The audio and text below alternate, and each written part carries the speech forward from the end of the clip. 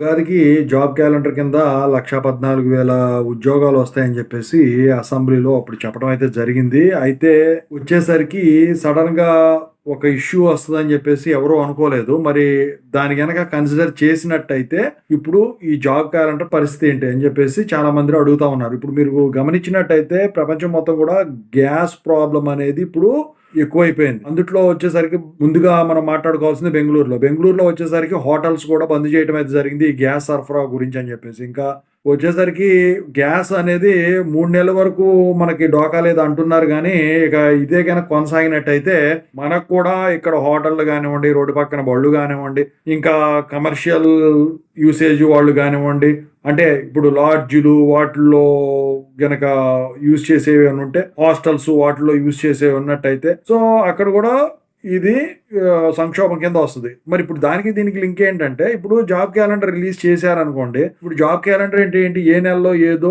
Notifications వస్తాయి. Notification వచ్చిన తర్వాత ఏమవుతది?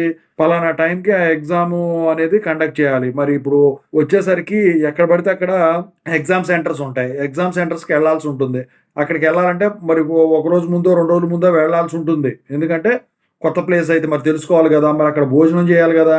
మరి భోజనం చేయాలంటే హోటల్స్, హాస్టల్స్ ఇవన్నీ ఉండాలి గదా! అప్పుడు గనక గ్యాస్ లేక అవి గనక మూసేసినట్టయితే మరి వీళ్ళేం జేస్తారు? ఇంటికాడ నుంచి కట్టుకొని ఎళ్ళలేరు గదా! ఎందుకంటే ఇప్పుడు ఇళ్ళకి తప్ప మిగతా వేటికి గూడా వీళ్ళు గ్యాస్ సరఫరా ప్రస్తుతానికి అది గూడా ఇవ్వట్ల. ఇంకోటేంటంటే 21 రోజుల నుంచి 25 రోజులు పెంచడం జరిగింది. ఈ గ్యాస్‌ది ఏదైతే ఉందో బుకింగ్ డేస్ అనమాట. అయితే దాన్ని తగ్గించారో, పెంచారో మొత్తానికి రెండిట్లో ఒకటి జరిగింది. 21 నుంచి 25కో, 25 నుంచి 21కో జరిగింది. అయితే ఇప్పుడు మరి అది పక్కన పెడితే ప్రస్తుతానికైతే ఎక్కడ చూసినా కూడా హోటల్ క్లోజ్. మన దాకా ఇంకా రాలేదనుకోండి. సో, ఇదే గనక జరిగినట్టయితే ఈ ఎగ్జామ్ సెంటర్‌లో కండక్ట్ చేసే చోట ఒకవేళ ఈ పెట్రోల్, డీజిల్ కూడా ఇలాగే అయిపోయిందనుకోండి.